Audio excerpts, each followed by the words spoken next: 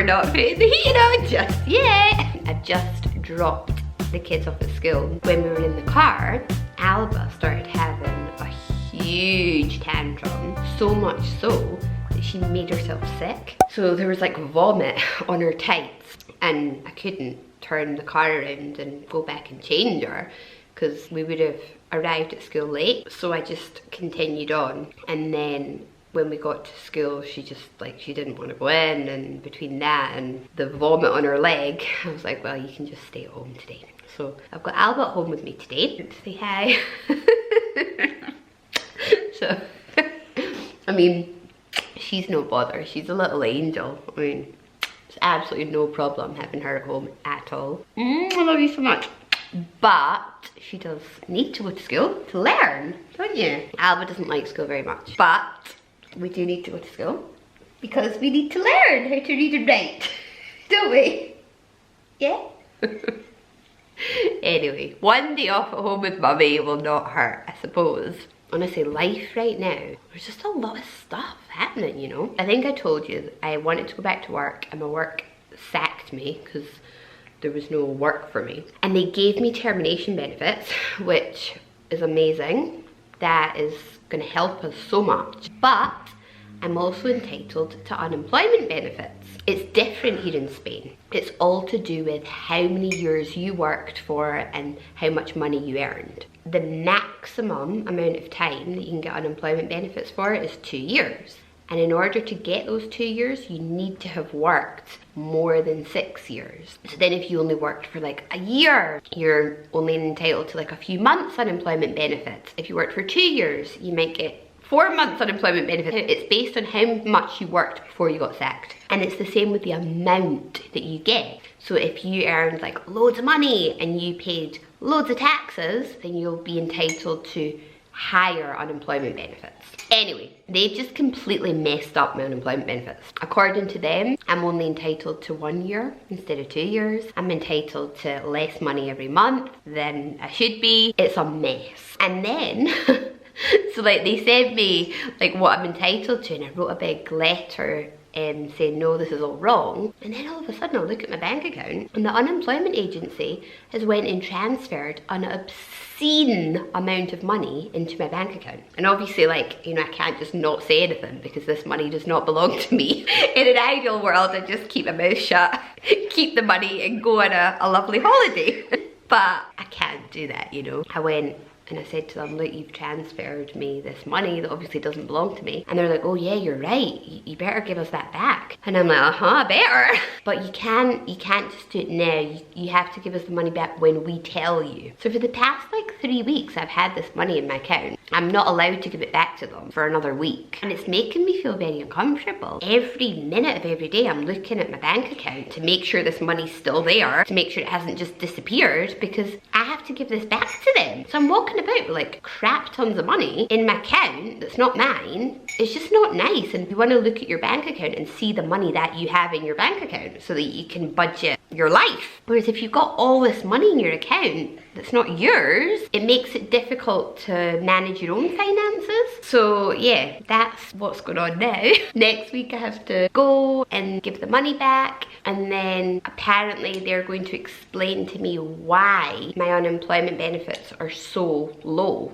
Why they're like a third of what I had calculated. A bit of a dilemma with all of that. But I'm trying not to let it get me down, you know? Like, I'm so grateful to get whatever I can get. There's no point in being worried and anxious until it gets resolved, because there's so much messy stuff going on right now that if I'm going to be anxious and just waiting for it all to get sorted, I'm going to be anxious for a very long time. So I've got to just accept it, you know? Life can be messy and you can still be happy. So that's kind of my mindset at the moment, you know? I'm trying to live in a happy mess.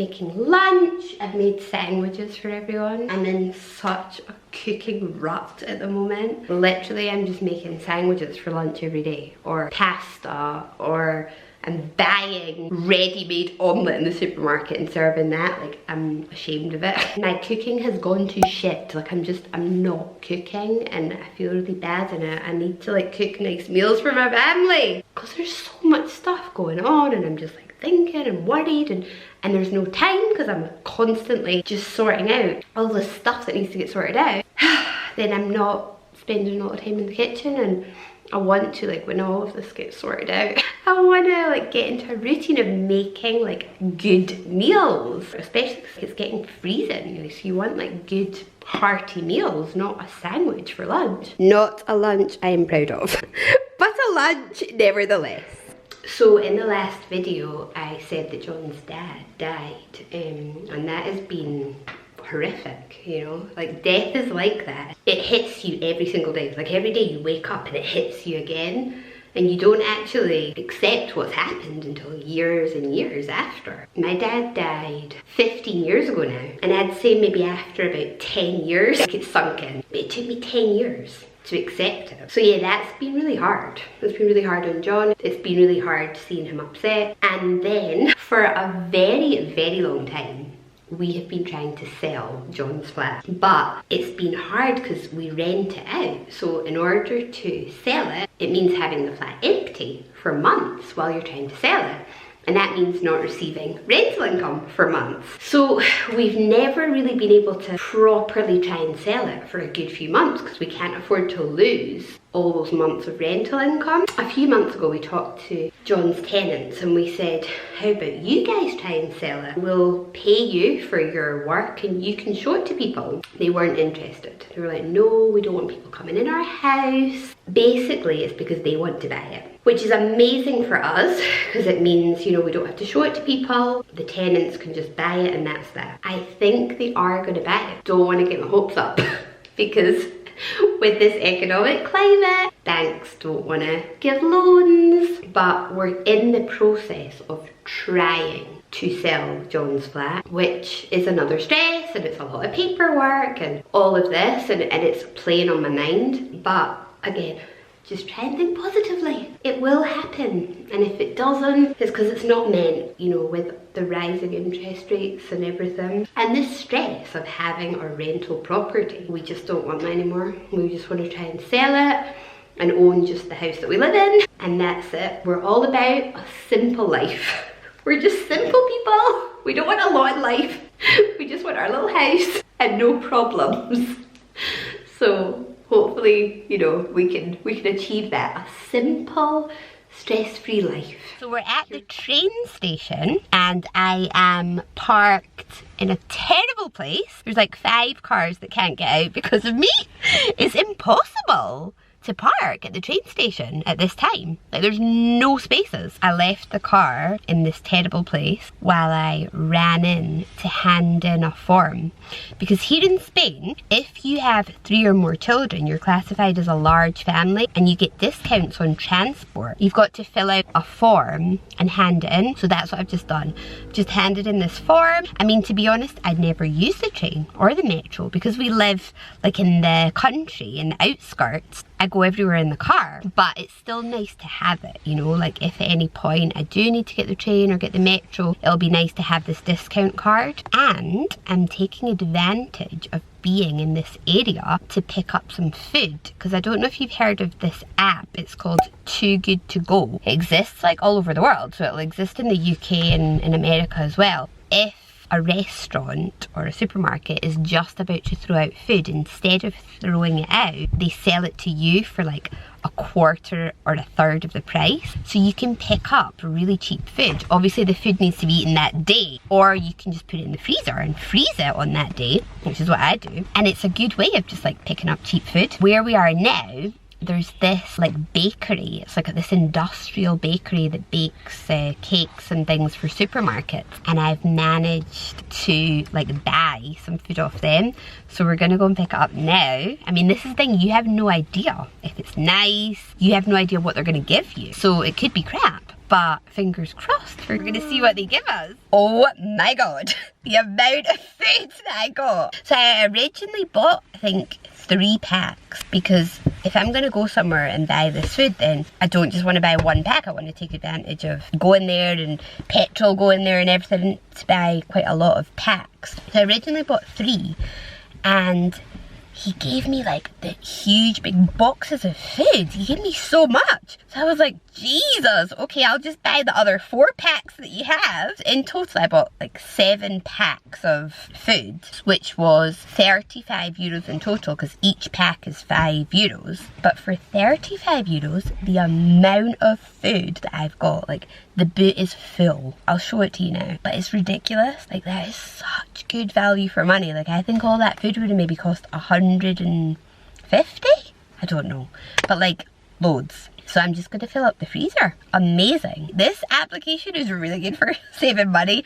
I mean, it depends where you go, because you can go to some places and it's just crap, you know. But this place that I went to, it's an industrial factory that makes like cakes and sweet things for supermarkets. So I think it's kind of cheap anyway. So then if you're doing it through this app, it's just mega cheap. So yeah, I'm super happy. Wow, look.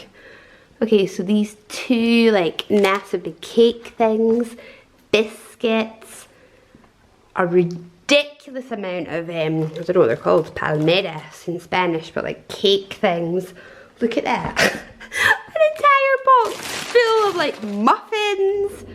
And then this is a big homemade cake that would probably cost about, I don't know, 20 euros or something. Like that, and then another big like chocolate homemade cake. All that. That food is worth crap tons of money, and I got it all for 35 euros. And now I have to try and find space for all of this in the freezer. I don't know if I bought too much. The freezer is full to the brim. But I think we'll eat all, because the kids, I'll give them stuff to take to school for their snack, and then they can have all that for their breakfast as well. And then, even though I do try to eat healthy, I do like something sweet. So as you can see, I've just been eating like chocolate. I got chocolate in my teeth. I just had one of these. No, I didn't. 1. Why am I saying 1? I had 4. I had 4 of these. So no more chocolate for me today. What a bargain. Honestly, absolute bargain. Anyway, I'm gonna sweep the floor, and then we're gonna leave to go and pick up my other 3 little sprogs from school. I think I'm gonna take them to the park after school, because it was raining constantly for like 2 weeks, and now it's stopped. So now we go to the park after school with Eva's friend. And Maya like meets people. They all have little friends that play in the park. It means that we don't get home until about 3, so we have lunch later, but it's nice for them.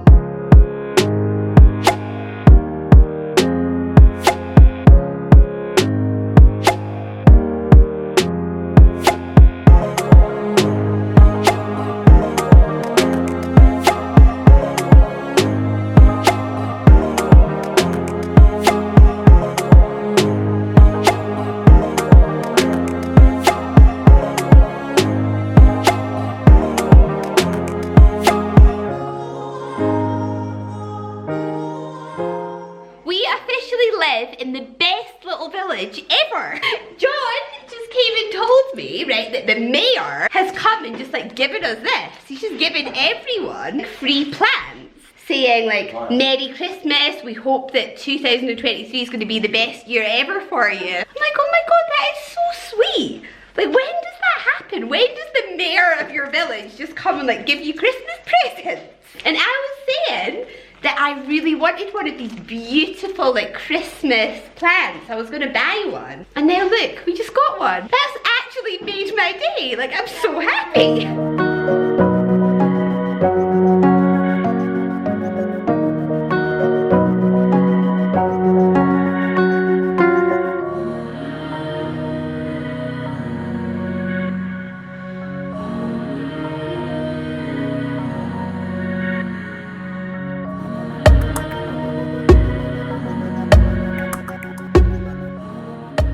Luca, no, please put the balls back on the Christmas tree, guys.